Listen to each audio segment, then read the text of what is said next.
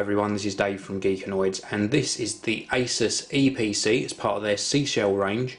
This is the 1015PEM. Now before I show you the little netbook itself, let's just swing this round and take a look at what else we get inside the box. Now you do get a few bits of paperwork to do with warranty information and some promotional literature. We also get a user's manual, and this is going to guide you through clicking and tapping on the multi-touch trackpad and also the various other features of the laptop. We also get a power adapter. It's a very compact power adapter, so nice to see that this has come down in size. This end goes into the laptop for charging. This end's got a figure of 8 connector on it, and depending on what country you're in will determine which power cable you get. Figure 8 adapter here goes into that power brick, and then I've got a 3-pin UK plug. So let's get all of this out of the way and let's show you the 1015PM or PEM itself. So starting with the top, we've got a matte black finish to it. We've got the Asus logo in a nice silver on there, so it looks very, very classic and very swish from the top. Let's have a look at these connectors.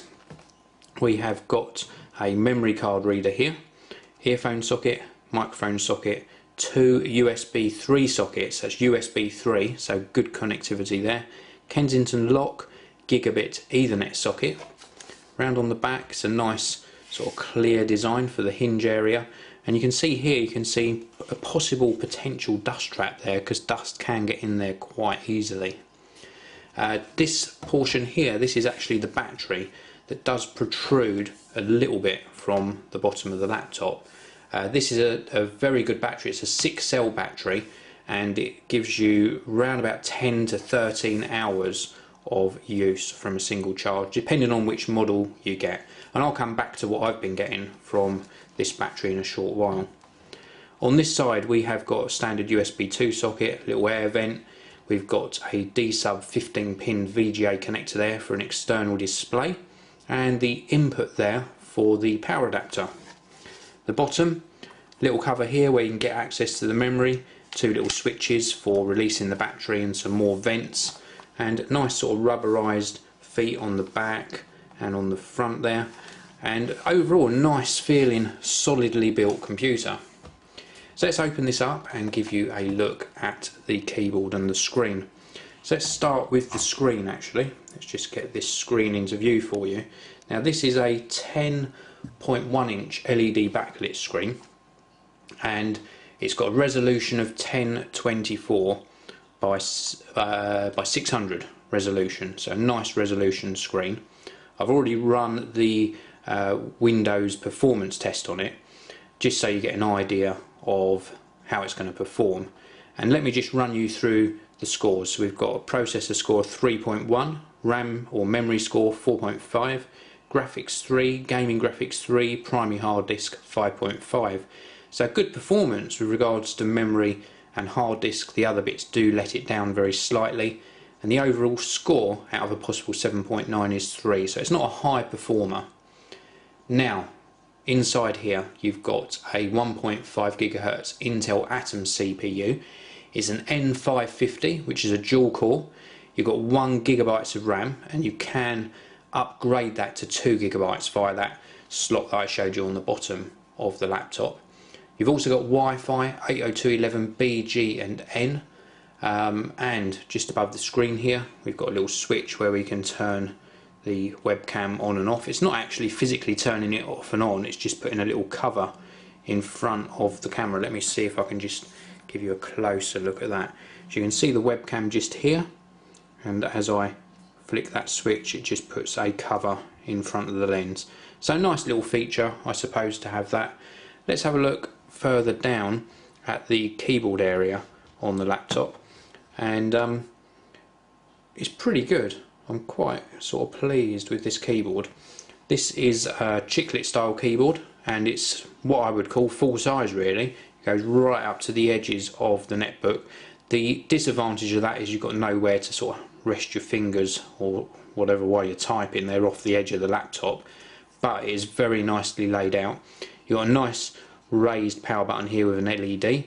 We've got some buttons here for things like turning the Wi-Fi on and off. We've also got function keys all the way across the top of the screen, all the way across the top of the keyboard, excuse me, and we have also got a nice multi-touch trackpad with one single sort of rocker type trackpad button, and then we've got some LEDs here for various activity, Wi-Fi, hard drive activity and charging, etc. Typing experience on the keyboard is very nice.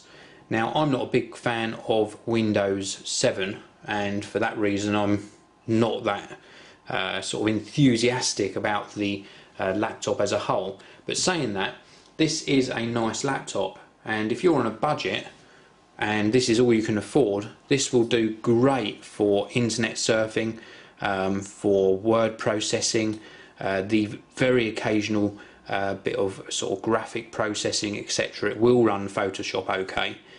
And for things like social networking, keeping in touch with people, all of your general sort of office work and or homework, if you're a student, this will do the job absolutely fine. And Windows 7 is not that bad, it's just not my chosen operating system. Now, I mentioned to you, let's just close this down, I mentioned to you about the price, and if you're on a budget, this is actually a fantastic price.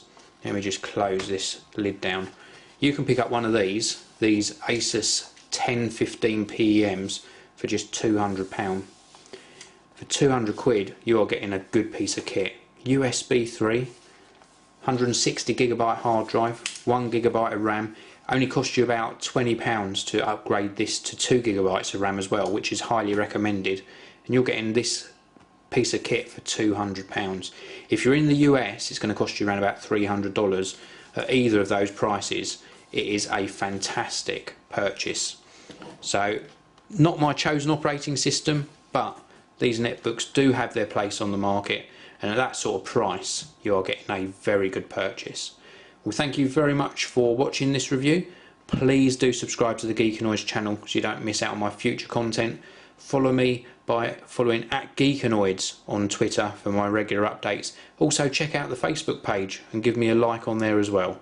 And I'll see you all in the next video.